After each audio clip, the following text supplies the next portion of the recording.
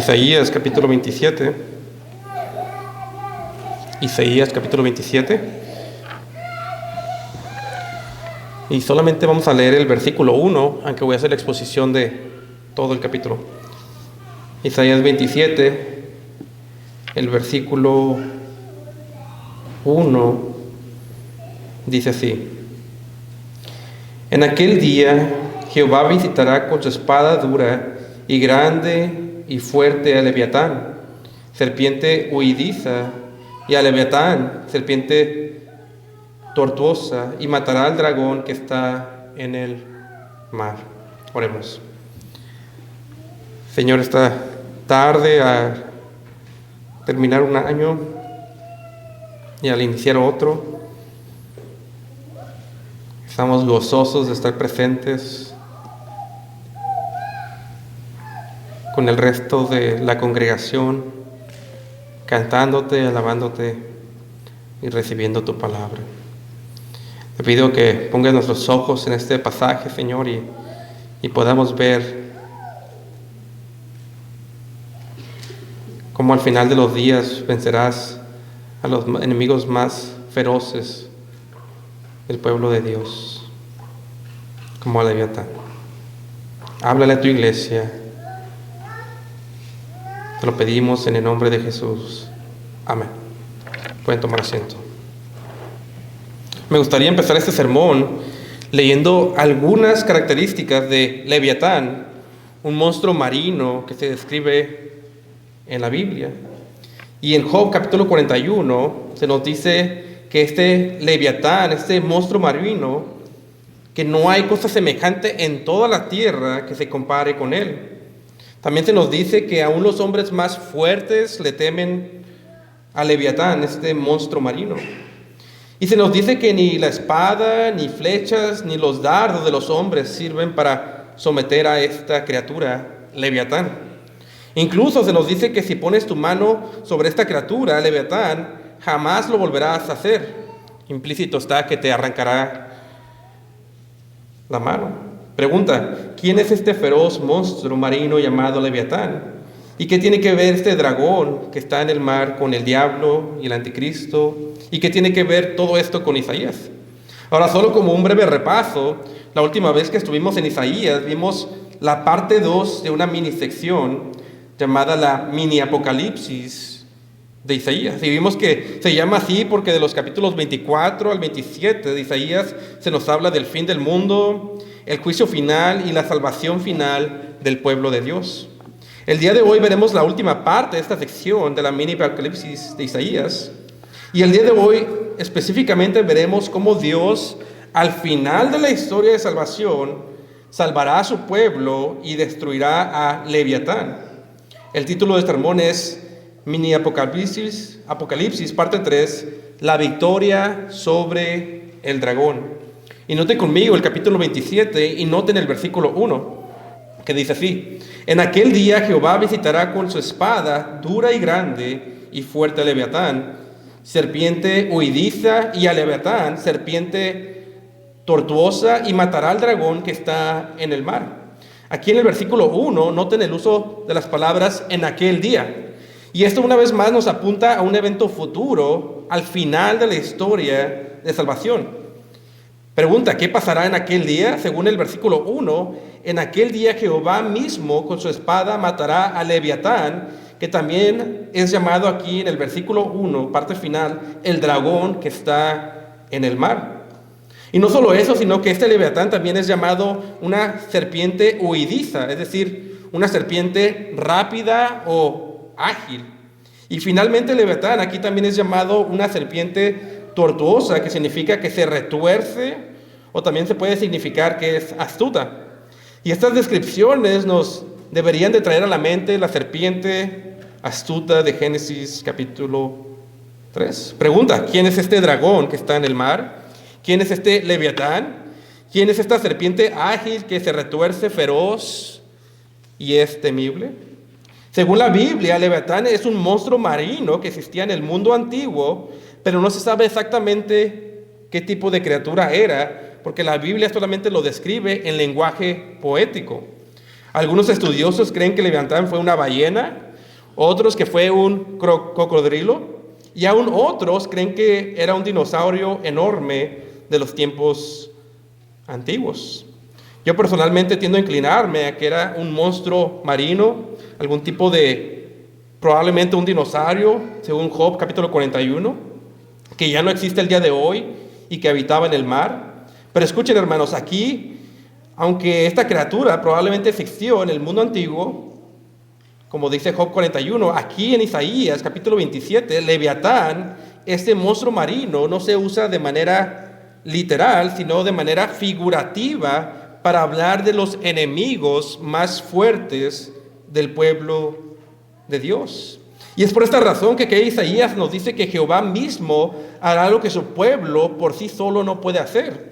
Pues Jehová mismo matará a Leviatán, este monstruo marino que representa a los enemigos más feroces del pueblo de Dios.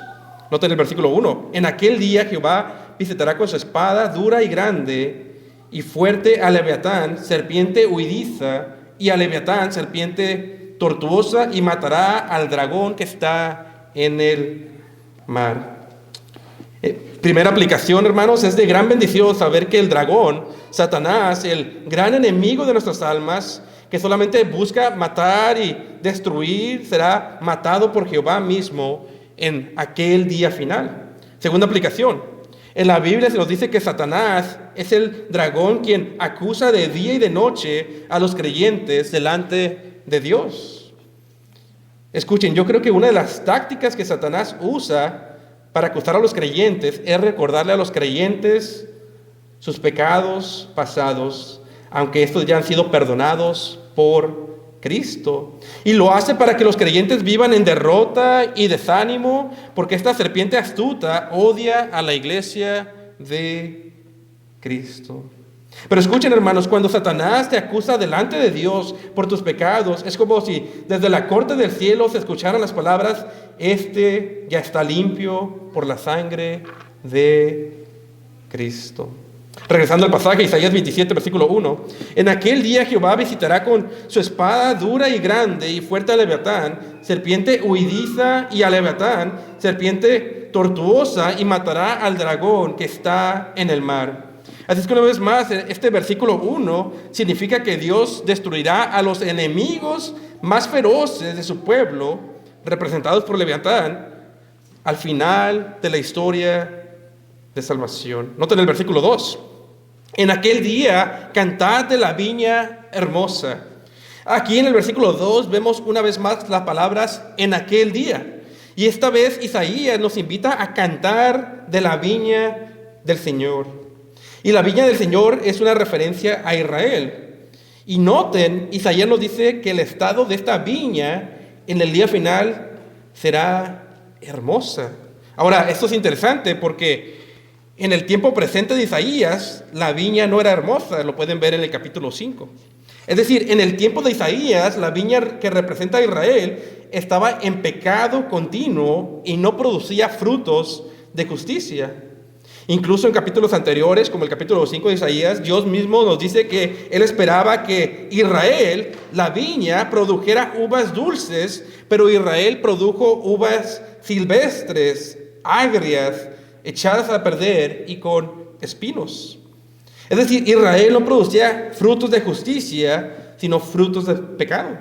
Pero aquí se nos dice que en aquel día, el día final, el producto final de la viña de Israel será verdaderamente hermosa. Y es importante notar que aquí, en el estado final, la viña de Israel representa a todos los verdaderos creyentes, de judíos y gentiles. El verdadero Israel, según el Nuevo Testamento. Noten el versículo 2. En aquel día, cantad de la viña hermosa. Primera aplicación. Por lo tanto, ten ánimo, creyente, mientras Dios obra en tu proceso de santificación en este tiempo presente, pues como una vid, como una planta, a veces Dios tiene que cortar algunas ramas de tu vida para que estés saludable espiritualmente. En otras palabras, Dios a veces corta ciertas cosas de tu vida, a veces remueve a personas, a veces remueve tus ídolos, y al hacerlo, esto te produce una aflicción temporal en ti, pero esto es para que al final produzcas un dulce fruto de santidad. Para que al final tú como una viña produzcas un vino agradable a Jehová en Cristo. Pregunta, hermano y hermana, ¿qué tipo de uvas estás produciendo para el Señor en este momento? ¿Es un fruto dulce o agrio y echado a perder que huele mal? Versículos 2 y 3. En aquel día cantad de la viña hermosa. Versículo 3. Yo Jehová la guardo, a cada momento la regaré, la guardaré de noche y de día para que nadie la dañe.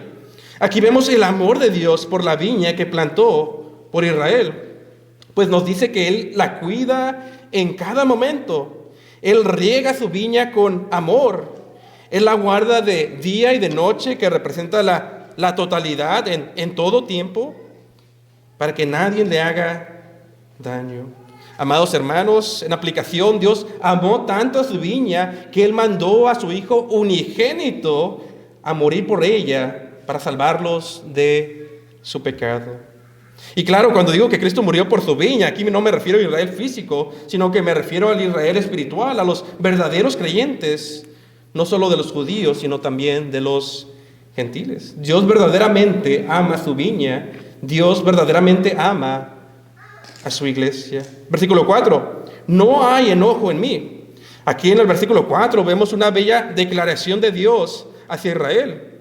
Y Dios le dice que a los verdaderos creyentes, que Él no está enojado con ellos, no está enojado con la viña, con los que han creído en Cristo. Ahora es importante entender que en esos momentos Dios estaba enojado con Israel nacional por causa de su pecado. Y por eso Dios mismo los disciplinaba constantemente al entregarlos a sus enemigos en cautiverio y se los llevaran lejos a tierras extrañas como esclavos. Pero lo que vemos aquí es que cuando Él dice que Él no está enojado con ellos, es una referencia a los verdaderos creyentes que estaban en la nación de Israel. Para ellos, para los verdaderos creyentes, la disciplina de Dios era como la de un padre hacia sus hijos, para limpiarlos de su maldad y transformarlos en esta viña hermosa que vemos en el texto. Y en aplicación, esta es una realidad del Evangelio. Para los verdaderos creyentes, para el verdadero Israel, es una realidad que Dios no está enojado con nosotros porque ha puesto a su Hijo como propiciación por nuestros pecados. Versículo 4, parte final. No hay enojo en mí. ¿Quién me pondrá espinos y cardos en la batalla? Yo los hollaré o aplastaré, los quemaré juntamente. Aquí los espinos y cardos son usados figurativamente para hablar de los enemigos de Israel. Y Dios nos dice que Él mismo algún día destruirá a los enemigos de Israel. Pues Él no está enojado con los verdaderos creyentes y los rescataría al final de la historia. Versículo 5. ¿O quién forzará mi fortaleza? Haga paz conmigo, sí, haga paz conmigo. En el versículo 5 vemos que Dios invita aún a los enemigos a hacer paz con Él. Invita a los enemigos suyos a arrepentirse y besar al Hijo. Es decir, honrar a Cristo, el poner su fe en Él y en su obra en la cruz. Si no, estos enemigos, y esto te incluye a ti si aún no eres creyente, perecerán cuando su ira se inflame. Nota el versículo 6. Días vendrán cuando Jacob echará raíces, Israel florecerá y echará renuevos y llenará la faz del mundo de fruto. Aquí vemos que un día Israel producirá fruto por todo el mundo. Si recuerdan, a Abraham, el primer judío, se le dijo que en su simiente serían benditas todas las naciones. Y ahorita vemos cumplidas estas promesas en el Evangelio de Cristo. Pues el Evangelio ha llevado fruto y está llevando fruto por todo el mundo. Y el fruto que está llevando es el fruto de la iglesia, creyentes. Versículo 7. ¿Acaso ha sido herido como quien lo hirió? ¿Ha sido muerto conforme a la muerte de los que lo mataron? Esto es una referencia a que Dios, cuando disciplinaba a Israel, no lo destruía, no lo trataba como al resto de las naciones, por su amor de pacto hacia ellos.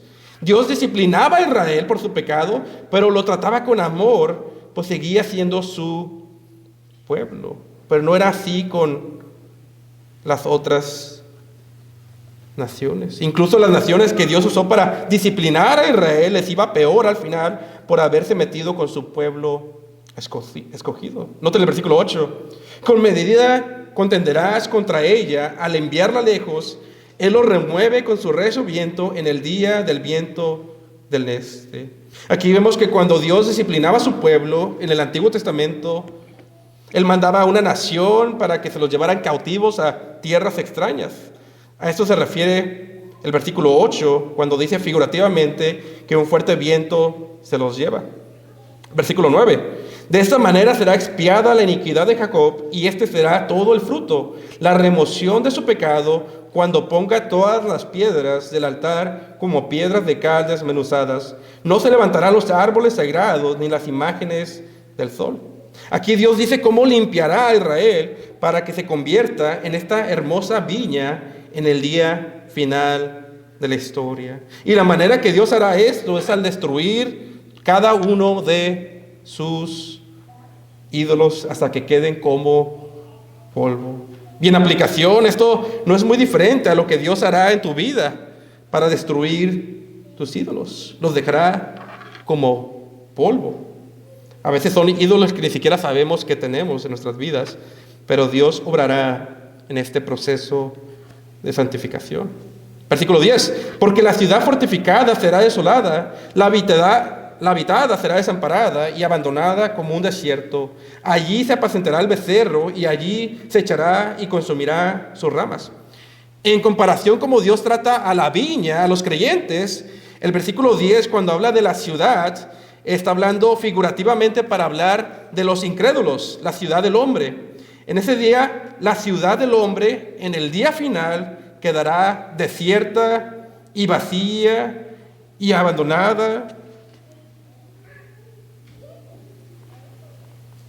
por Dios. Versículo 11. Cuando sus ramas se sequen, serán quebradas y mujeres vendrán a encenderlas, porque él no es pueblo de entendimiento. Por tanto, su hacedor no tendrá de él misericordia, y el que lo formó no se compadecerá de él. El mundo incrédulo, para ellos no habrá misericordia si no se arrepienten en tiempo presente. Versículo 12. Y acontecerá en aquel día que trillará Jehová desde la corriente del río hasta el torrente de Egipto, y vosotros, hijos de Israel, seréis reunidos a uno a uno. Versículo 13. Acontecerá también en aquel día que se tocará con gran trompeta, y vendrán los que perecían en la tierra de Asiria, y los que habían sido arrojados en la tierra de Egipto, y adorarán a Jehová en el monte santo en Jerusalén.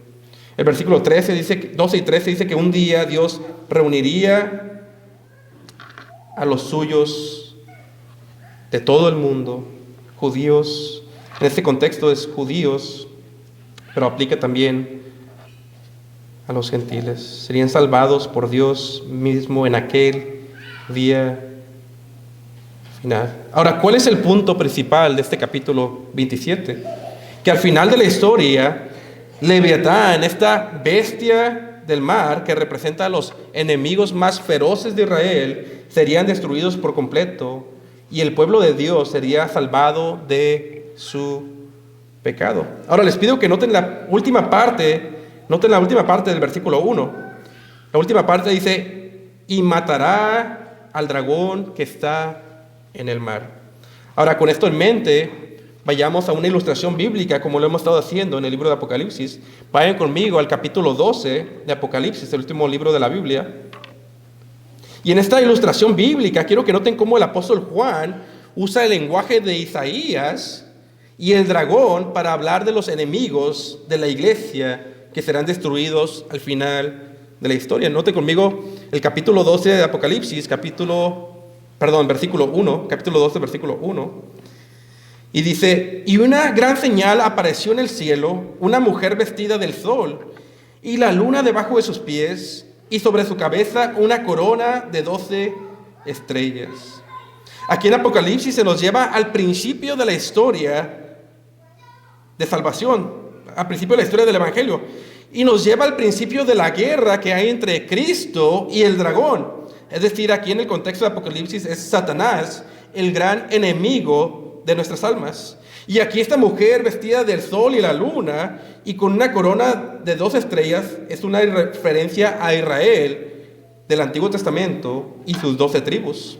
Y sabemos esto porque el lenguaje que se usa aquí es el mismo que se usa en Génesis 37, para referirse a Israel. Pero escuchen, esta mujer aquí no solo representa a Israel físico, sino que también representa al verdadero Israel, es decir, a la iglesia, como veremos en el resto del pasaje. En otras palabras, esta mujer simboliza a los creyentes del Antiguo Testamento y a los creyentes del Nuevo Testamento. Eso era parte del sermón. A los creyentes del Nuevo Testamento de la iglesia. Noten conmigo del versículo 1 al versículo 2. Y una gran señal apareció en el cielo, una mujer vestida del sol y la luna debajo de sus pies, y sobre su cabeza una corona de 2 estrellas. Versículo 2. Y estando embarazada, clamaba con dolores de parto y sufría angustias por dar a luz. Aquí cuando dice que la mujer estaba embarazada y en dolores de parto representan los sufrimientos de Israel antes de que naciera su hijo, el Cristo, el Mesías, quien viene de Israel según la carne. Y recuerden, esto no representa a una mujer literal, sino que representa a Israel y a la iglesia. Noten el versículo 3. Y apareció otra señal en el cielo, he aquí un gran dragón rojo que tenía 7 cabezas y 10 cuernos, y en sus cabezas 7 diademas. Aquí en el versículo 3 vemos ahora a un dragón rojo. ¿Recuerdan cómo Isaías usa el lenguaje de dragón para hablar de los enemigos de Dios? Aquí Juan en Apocalipsis hace lo mismo, representa al dragón, al enemigo del pueblo de Dios, pero aquí específicamente representa a Satanás, al diablo, el gran enemigo del pueblo de Dios. Noten el versículo 3. Y aconteció otra señal en el cielo, he aquí un gran dragón rojo que tenía 7 cabezas y 10 cuernos, y en sus cabezas 7 diademas. En este dragón tiene 7 cabezas, 10 cuernos y 7 diademas, es decir, coronas. Y aquí las cabezas con diademas es lenguaje figurativo para decirnos que el diablo influye a los reyes o los gobiernos de este mundo. Es decir, el dragón tiene a estas naciones y reinos de este mundo bajo su poder o influencia. Y los cuernos del dragón son representativos de su gran poder, al igual que lo son para los cuernos de un animal. Su fuerza, su poder. Versículo 4. Y su cola arrastraba la tercera parte de las estrellas del cielo y las echó sobre la tierra. Aquí en el versículo 4 se nos dice que este dragón, el diablo, con su cola arrastró a una tercera parte de las estrellas del cielo y que estos cayeron sobre la tierra. Y aquí vemos que estas estrellas del versículo 4 son ángeles que el diablo influenció para que lo siguieran en su rebelión en contra de Dios. A eso se refiere el texto cuando dice que el dragón arrastró a un tercio de las estrellas. Dicho de una manera más sencilla, este tercio de estrellas que se llevó Satanás son los demonios que lo acompañaron en su rebelión en contra de Dios. Versículo 4. Y el dragón se puso, versículo 4, parte final. Y el dragón se puso frente a la mujer que estaba para dar a luz, a fin de devorar a su hijo cuando lo hubiera dado a luz. Aquí el dragón, Satanás, quien odia a Dios y a los creyentes, se pone delante de la mujer para devorar a su hijo antes de que nazca. En otras palabras, escuchen, el diablo quiso impedir el nacimiento del Mesías, quien iba a venir de Israel, representado por la mujer. Y como dice el comentarista William Hendrickson, esto lo vemos desde el principio en Génesis y a través de la Biblia. Y Hendrickson da varios ejemplos de esto en la Biblia. Por ejemplo, si recuerdan en Génesis, Dios le dice a Eva que de su simiente vendría el Mesías. Pero escuchen, la serpiente también tendría una simiente, es decir, una descendencia. ¿Por qué creen ustedes que Caín mató a Abel en Génesis? Porque Caín era de la simiente del diablo, del maligno, y Abel de la simiente santa, de donde vendría el Mesías.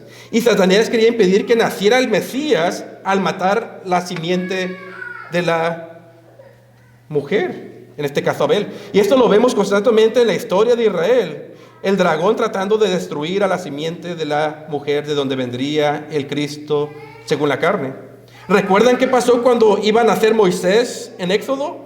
Faraón mandó a matar a todos los bebés varones. ¿Por qué? Porque de la simiente de Israel vendría el Mesías. ¿Recuerdan en el libro de Ruth cuando el que era del maligno quiso matar a todos los judíos por decreto del rey? Era para eliminar a la simiente de la mujer para que no naciera el Mesías. ¿Recuerdan en los tiempos que por fin iba a nacer el Mesías? ¿Qué hizo Herodes? Él mandó, influenciado por el mismo diablo, matar a todos los niños varones, porque Satanás, el dragón, quería matar al Mesías antes de que naciera. Y en aplicación, escuchen mis hermanos, de la misma manera, este dragón rojo está como león rugiente, viendo a quién devorar de la iglesia, a los seguidores de Cristo. Por lo tanto, escuchen, no se sorprendan cuando vengan ataques a la iglesia. Recuerden que estamos en una guerra espiritual y que el dragón te odia si eres creyente. Pero también recuerda esto, el dragón siempre fracasará porque Dios mismo cuida de su iglesia de una manera providencial. Noten el versículo 5. Y ella dio a luz un hijo varón que había de regir todas las naciones con vara de hierro, y su hijo fue arrebatado para Dios y su trono. Ahora, este versículo 5 se lee rápido, pero aquí tiene toda la historia de salvación. Aquí se nos dice en el versículo 5 que el diablo fracasó de detener el nacimiento del Mesías. Pues aquí en este versículo 5 vemos que la mujer, Israel, da a luz a Jesús, el Mesías prometido, quien estaba predestinado para reinar a las naciones por el decreto del Padre. Y este lenguaje lo vemos en el Salmo 2. Noten una vez más el versículo 5. Y ella dio a luz un hijo varón que había de regir todas las naciones con vara de hierro, y su hijo fue arrebatado para Dios y su trono.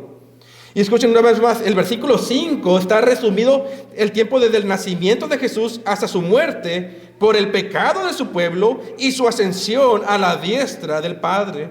Por esta razón el versículo 5 dice que el hijo de la mujer fue arrebatado para Dios y su trono. Noten el versículo 6. Y la mujer huyó al desierto, donde tiene un lugar preparado por Dios, para que allí la sustente por 1270 días. Aquí en el versículo 6 vemos que Dios protege a la mujer, es decir, a la iglesia, pues la lleva al desierto y cuida de ella.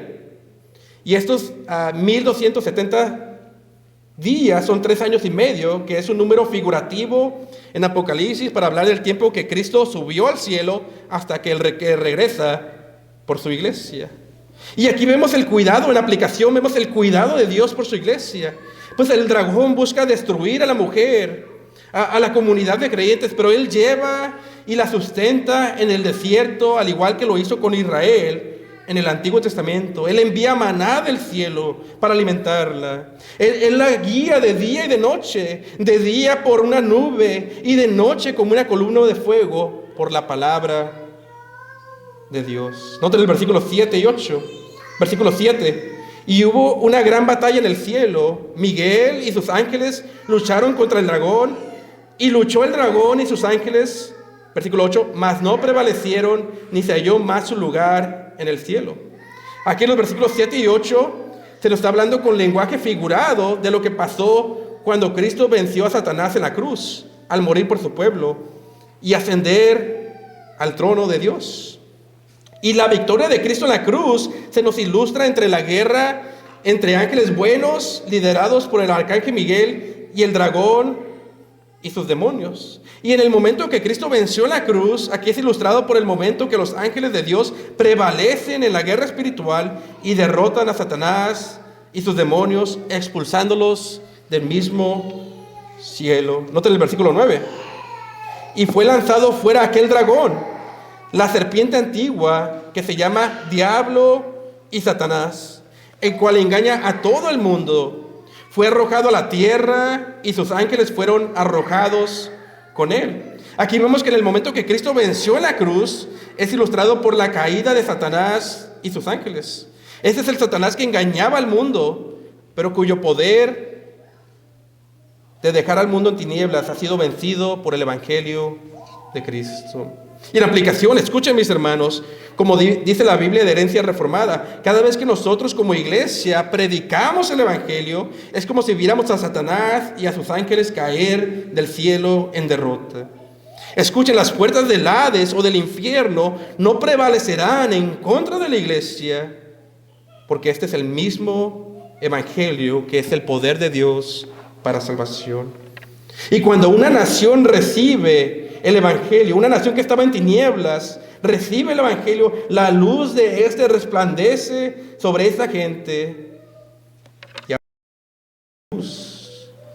y es destruido el dominio de Satanás. Noten el versículo 10. Y oí una gran voz en el cielo que decía: ahora ha vencido la salvación, ha venido la salvación y el poder y el reino de nuestro Dios y la autoridad de su Cristo, porque el acusador de nuestros hermanos ha sido arrojado, el que los acusaba delante de nuestro Dios día y noche. Noten que después de la victoria en la cruz, después de la victoria en el Evangelio de Cristo, Satanás es lanzado y hay un canto en el cielo de victoria, y aquel quien acusaba a los creyentes de día y de noche delante de Dios es derrotado. Y todo esto sucedió en la primera venida de Cristo. Una vez más, aquí vemos en aplicación al diablo, el gran acusador de nuestras almas, quien lleva acusaciones de cada uno de nosotros y nuestros pecados delante de Dios. Y aquí vemos cómo este dragón rojo nos odia y desea destruirnos por ser descendientes de la mujer. Pero una vez más, creyente, cuando seas tentado a desanimarte por tus pecados y flaqueza, recuerda que no hay condenación para los que están en Cristo Jesús. Decía un predicador de los antiguos, Robert Machine, creo que me dije mal su nombre, no está en mis notas, pero este predicador decía que si tan solo pudieras escuchar a Cristo, el gran sumo sacerdote, orando por ti en este momento, no tendrías más temor. Y luego este predicador dice: no importa que no puedas escucharlo, Él ahorita está orando por ti. ¿Quién pues acusará a los escogidos de Dios? Versículo 11. Y ellos lo han vencido por la sangre del Cordero y por la palabra de su testimonio, y no han amado sus vidas hasta la muerte. Noten el versículo 11, se nos dice que los creyentes ya han vencido por la sangre de Cristo, es decir, por la obra del Evangelio. Y eso es algo que debemos de recordar en medio de las luchas y las pruebas, que ya hemos vencido en Cristo. Ahora, noten cómo Juan describe a los cristianos que han vencido. Número 1, ellos han vencido por la sangre de Cristo, por el Evangelio. Número 2, ellos han vencido por ser testigos de Cristo. Y número 3, los creyentes han vencido, escuchen, cuando aman más ser fieles a Cristo y aún están dispuestos a morir por su causa. En aplicación, cerca del año que se escribió esta carta de Apocalipsis, muchos cristianos murieron por su fe bajo la persecución romana. Y alguna de las maneras por las cuales los romanos mataban a los creyentes por su fe es que le cosían pieles de animales sobre ellos y los dejaban correr, mientras que soltaban a perros salvajes para que devoraran a estos cristianos vivos, estos perros.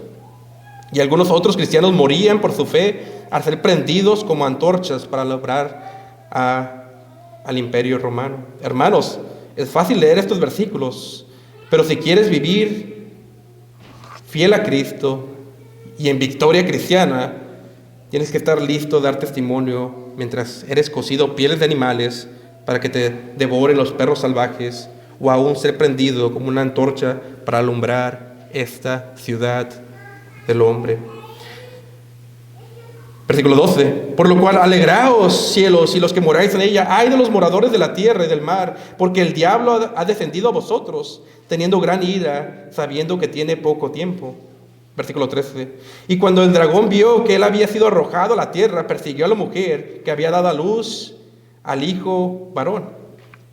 Y aquí es cuando la mujer ya dio a luz al hijo, ya Cristo ascendió al cielo, y vemos que el diablo va detrás de la mujer, detrás de la iglesia, porque Cristo ya ascendió, pues sabe que tiene poco tiempo antes de ser lanzado al infierno en el regreso de Jesús. Pero escuchen, en aplicación, hermanos, en este poco tiempo el diablo buscará matar a unos cristianos físicamente y a otros los perseguirá y meterá en la cárcel. Pero no solo eso, sino que la serpiente intentará atacar a la iglesia con divisiones, mentiras y mala doctrina. La serpiente astuta buscará meter desánimo en el pueblo de Dios y en creyentes individuales. La serpiente buscará con astucia y su lengua mentirosa destruir la obra de Cristo. Pero en todo esto la iglesia debe permanecer firme hasta la muerte y dar testimonio valientemente, porque debemos de recordar que la serpiente es una serpiente derrotada. Y solo le queda poco tiempo para que se manifieste el Rey de Gloria y la destruya con su espada grande. Versículo 14. Y fueron dadas a la mujer 2 alas de gran águila para que volara de la presencia de la serpiente al desierto, a su lugar donde es sustentada por un tiempo y tiempos y la mitad de un tiempo. Aquí el versículo 14 compara a la iglesia con el Israel del Antiguo Testamento cuando fue cuidada por Dios en el desierto. Y se nos dice que Dios le dio alas de águila a la mujer para salvarla del dragón. Y esto es lenguaje que viene del libro de Éxodo. Y esto sencillamente significa que Dios protege una vez más a la iglesia de manera soberana y providencial, como lo hizo con Israel en el desierto. Y los tiempos es igual a 3 años y medio. Una vez más, lenguaje figurado para decirnos que Dios cuidará a la iglesia hasta su regreso. Noten los versículos 15 y 16. Y la serpiente echó de su boca tras la mujer agua como un río, a fin de hacer que fuera arrastrada por el río. Y la tierra ayudó a la mujer, y la tierra abrió su boca y tragó el río que el dragón había echado de su boca. Aquí, al igual que en el Éxodo del Antiguo Testamento, cuando los judíos parecía que iban a perecer bajo la mano de Faraón y Dios parte el mar y lo salva, aquí de la misma manera cuando Satanás intenta ahogar a la mujer, a la iglesia, con agua, Dios la ayuda y la tierra simbólicamente se traga el agua. Y aquí varios comentaristas asocian el agua que tira el dragón de su boca con sus intentos de engañar a la iglesia con una lengua mentirosa. Escuchen, hermanos, la serpiente siempre obra igual con una lengua suelta que trata de causar duda y que le seamos infieles al Dios verdadero. Pero Dios, a través de la verdad de su palabra, siempre guarda y cuida a su pueblo, la iglesia. Noten el versículo 17. Entonces el dragón se airó contra la mujer y se fue a hacer guerra contra el resto de la descendencia de ella, los que guardan los mandamientos de Dios y tienen el testimonio de Jesucristo. Si tú eres un verdadero creyente, el dragón te odia porque eres un descendiente de la mujer. Pues aquí los descendientes de la mujer son descritos como aquellos que guardan los mandamientos de Dios y el testimonio de Jesucristo. Es decir, los cristianos. Es por eso que la mujer de este pasaje representa a Israel y a la iglesia. Ahora, antes de terminar, ¿recuerdan el lenguaje de Isaías? El dragón de Isaías es descrito como el dragón que está en el mar. Ahora, con esto en mente, denle la vuelta al capítulo 13. Noten conmigo el capítulo 13 y noten el versículo 1. ¿Recuerdan el lenguaje de Isaías sobre el dragón que está en el mar? Y noten el versículo 1. Y yo estaba en pie sobre la arena del mar y vi una bestia subir del mar, que tiene 7 cabezas y 10 cuernos, y sobre sus cuernos 10 diademas, y sobre la cabeza de ella un nombre de blasfemia. ¿Recuerdan Isaías 27? ¿Recuerdan sobre el dragón que está en el mar? Bueno, aquí vemos, ¿qué vemos? Vemos a una bestia subir de el mar. Y es porque Juan está usando el lenguaje de Isaías para describir a esta bestia del mar, enemiga de la iglesia. Y aquí vemos que esta bestia es similar al dragón, al diablo, del capítulo 12. Tiene 7 cabezas, 10 cuernos y 10 diademas. Y aquí una vez más, las 7 cabezas con diademas representan el poder o influencia de esta bestia sobre los gobiernos o reinos del mundo. Y los cuernos representan la fuerza de esta bestia. Pero aparte de eso, vemos que al final del versículo 1, que esta bestia tiene un nombre de blasfemia. Y esto del nombre de blasfemia nos dice que la bestia insulta a Dios de día y de noche porque quiere ser adorada en lugar de Dios. Nota en el versículo 2. Y la bestia que vi era semejante a un leopardo, y sus pies eran como de oso, y su boca como boca de león, y el dragón le dio su poder y su trono y gran potestad. Aquí vemos la ferocidad de esta bestia, pues es descrita como animales feroces, un leopardo, oso y león. Y además aquí vemos que esta bestia del mar es empoderada por el dragón. En otras palabras, es empoderada por el mismo diablo. Es decir, el diablo tiene cierto poder que le da a esta bestia del mar. Versículo 3. Y vi una de sus cabezas como herida de muerte, y su herida mortal fue curada. Y se maravilló toda la tierra en pos de la bestia. Aquí en el versículo 3 vemos que la bestia trata de copiar a Cristo en un tipo de muerte y resurrección. Por eso se refiere cuando dice que fue herida como de muerte y fue sanada. Y aquí es cuando se ponen las cosas un poco interesantes por las muchas interpretaciones que ha tenido esto.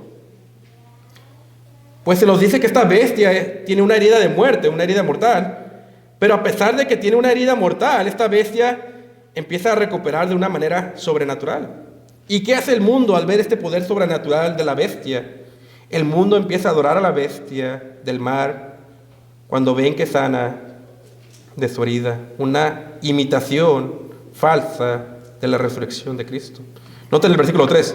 Y vi una de sus cabezas como herida de muerte, y su herida mortal fue curada, y se maravilló toda la tierra en pos de la bestia. Ahora, aquí hay muchas opiniones sobre específicamente su interpretación de esta bestia.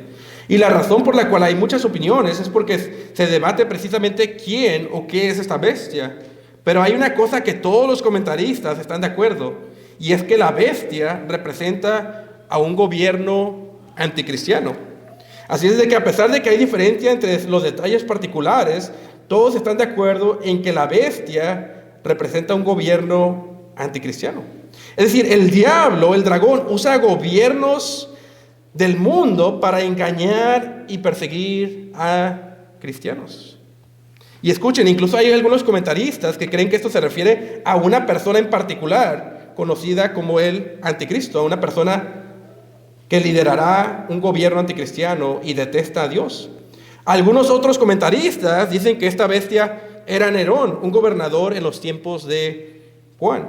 Pero cualquiera que sea la postura que tomemos, el principio general sigue siendo el mismo, que a través de la historia de la iglesia, el gobierno anticristiano engaña al mundo y el mundo se maravilla y lo adora como si este fuera Dios.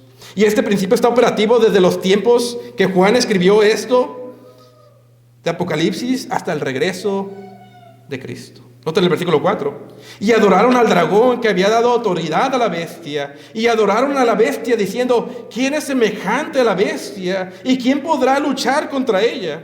Ahora noten lo increíble de este versículo. Pues se nos dice que después de que el mundo ve como la bestia sana de una manera sobrenatural de su herida, el mundo empieza a adorarla como si fuera Dios.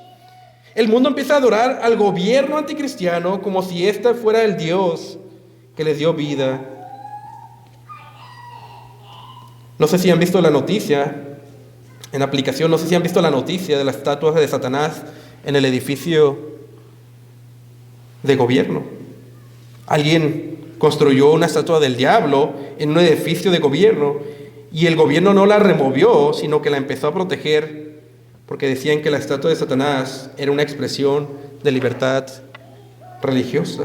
Y en aplicación, como mencionaban otros creyentes esta semana, esta estatua en el gobierno representa el estado espiritual de nuestra nación. Pues este gobierno presente defiende hasta la muerte, aún el satanismo, pero condena la doctrina cristiana. ¿Pueden ver el principio de la bestia del mar en tiempo presente, en este mismo gobierno? ¿Pueden ver cómo este principio siempre está en operación a través de la historia del mundo? Noten los versículos 5 y 6. Y le fue dado boca para hablar grandes cosas y blasfemias, y le fue dada autoridad para actuar por 42 meses, y abrió su boca en blasfemias contra Dios para blasfemar su nombre y su tabernáculo y a los que moran en el cielo. En los versículos 5 y 6, lo que hace este gobierno anticristiano se dedica a hablar cosas blasfémicas, se dedica a hablar blasfemias, es decir, insultos a nuestro Dios. Y esto lo hace por 3 años y medio. Una vez más, esto es lenguaje figurativo para hablar desde la primera venida hasta el regreso de Jesucristo. En tiempo presente, la bestia del mar sigue hablando blasfemias en contra de nuestro Dios. Versículo 7. Y le fue dado hacer guerra contra los santos y vencerlos. También le fue dada autoridad sobre toda tribu y lengua y nación. Aquí en el versículo 7 vemos que la bestia del mar hace guerra contra los santos o los creyentes. Es decir, el gobierno anticristiano persigue constantemente a los creyentes. Y noten que dice que este gobierno tiene poder para vencer a los santos. Ahora, esto no es una referencia a que la bestia triunfará finalmente sobre los creyentes, pues todo el libro de Apocalipsis habla de cómo triunfamos al final, sino que esto de que la bestia vence a los santos, es una referencia a que tiene poder de quitarles la vida en medio de tiempos de persecución. Es decir, es un aparente triunfo temporal. Y ciertamente los gobiernos anticristianos han hecho esto a través de la historia.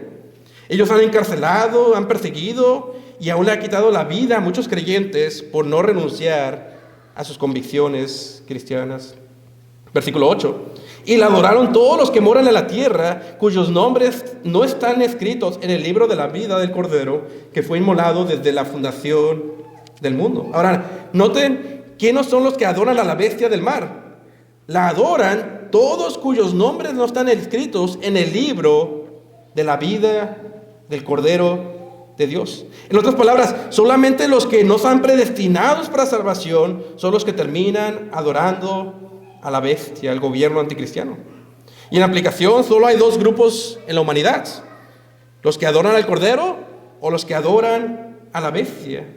¿En cuál estás tú?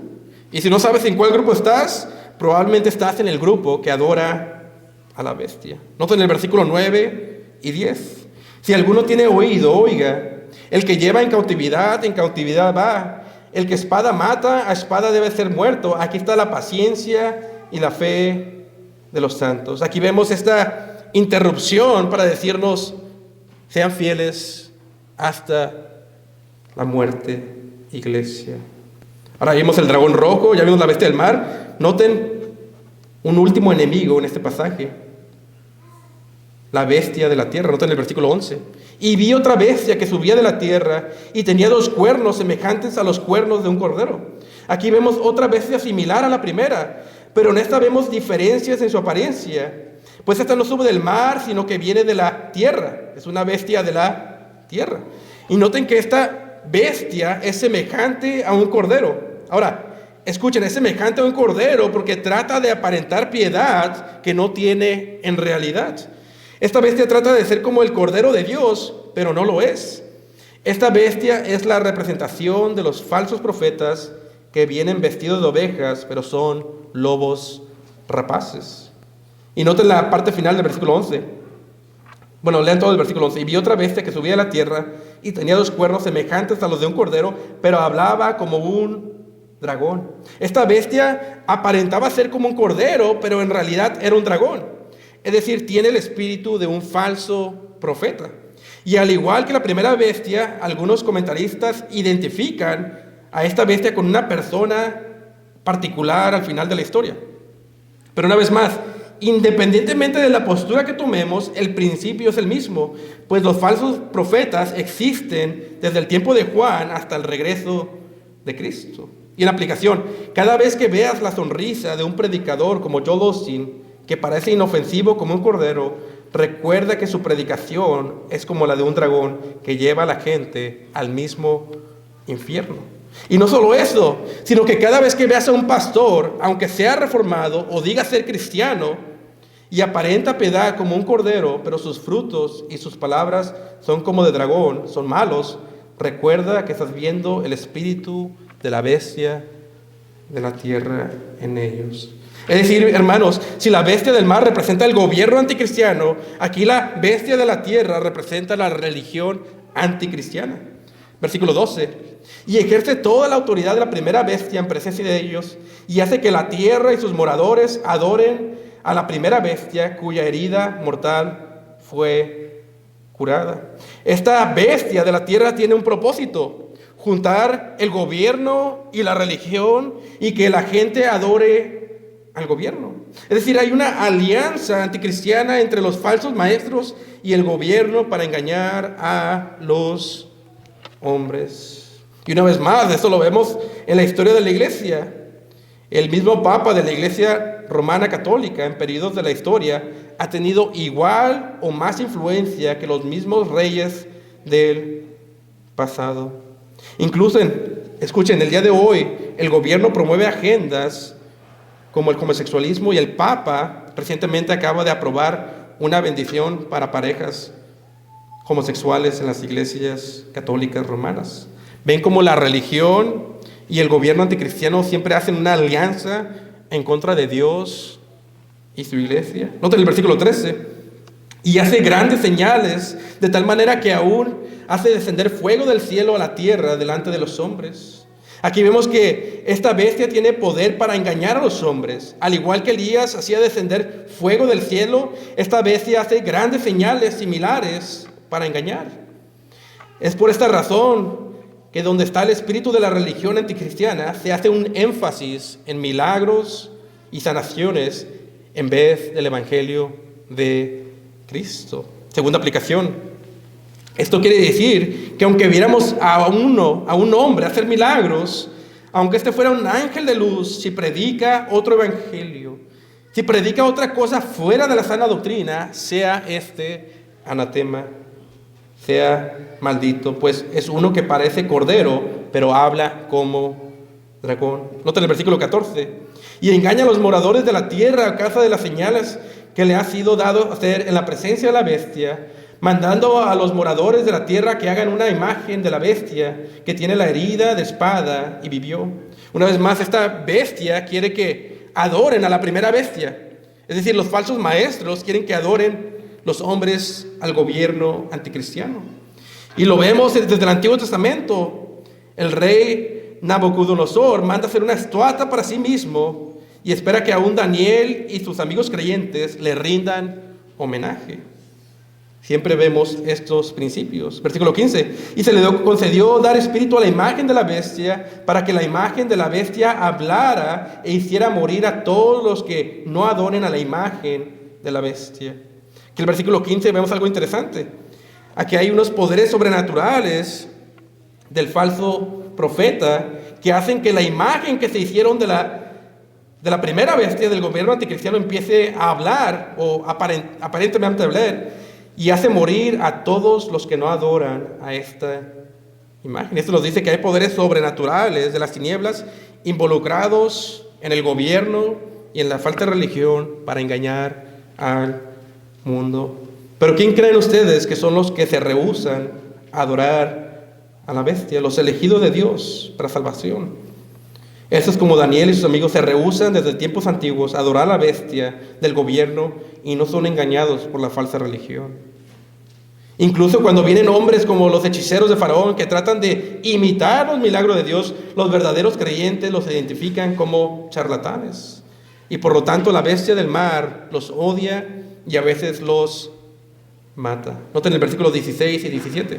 Y hacía que a todos, pequeños y grandes, ricos y pobres, libres y siervos, se les pusiera una marca en su mano derecha o en sus frentes, y que nadie pudiera comprar o vender si no el que tuviera la marca o el nombre de la bestia o el número de su nombre. Aquí en los versículos 16 y 17 vemos la famosa marca de la bestia. Ahora, ¿qué sabemos de esta marca? Bueno, primero de todo, que no es literal. ¿Cómo sabemos esto? Porque en Apocalipsis los creyentes también tienen una marca en sus frentes, y lo pueden ver en el siguiente capítulo, en el capítulo 14, no vamos a ir ahí, pero es un lenguaje simbólico para saber a quién le perteneces.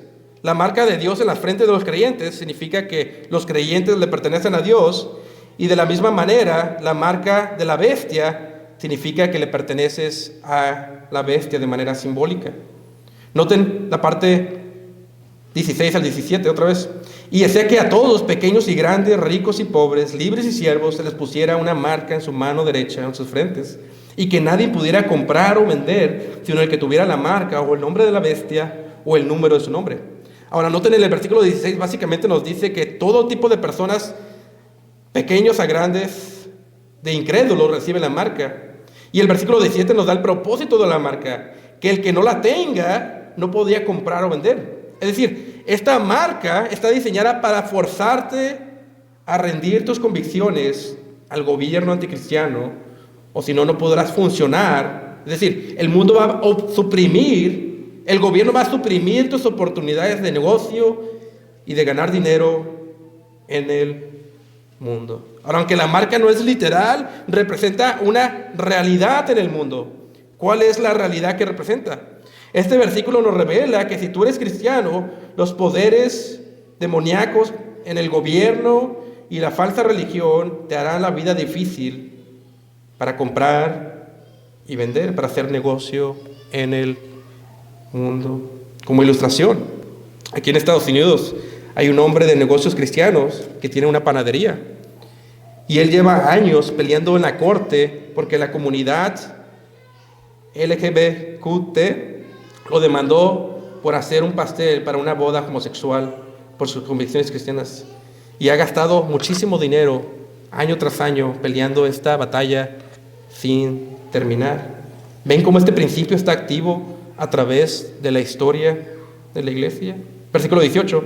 Aquí hay sabiduría, el que tiene entendimiento cuente el número de la bestia, porque es número de hombre, y el número de ella es 666. Aquí nos da el famoso número de la bestia, 666. Ahora, aquí hay varias interpretaciones, pero una vez más, creo que el principio es bastante fácil de entender. Los números en Apocalipsis son simbólicos, pero representan una realidad verdadera. Por ejemplo, el número 7 representa la perfección y es el número de Dios. Esto lo vemos en que está escrito las 7 iglesias, hay 7 trompetas, hay 7 sellos de juicio. El número 12 se relaciona con el pueblo de Dios. 12 apóstoles, 12 tribus de Israel, 12 paredes en el templo del cielo. Entonces, ¿qué significa el número 6? Bueno, muy sencillo, es el número del hombre y no es el número 7 de perfección. Por lo tanto, la bestia, aunque se crea Dios, no lo es. La bestia es tan imperfecta como el símbolo del hombre.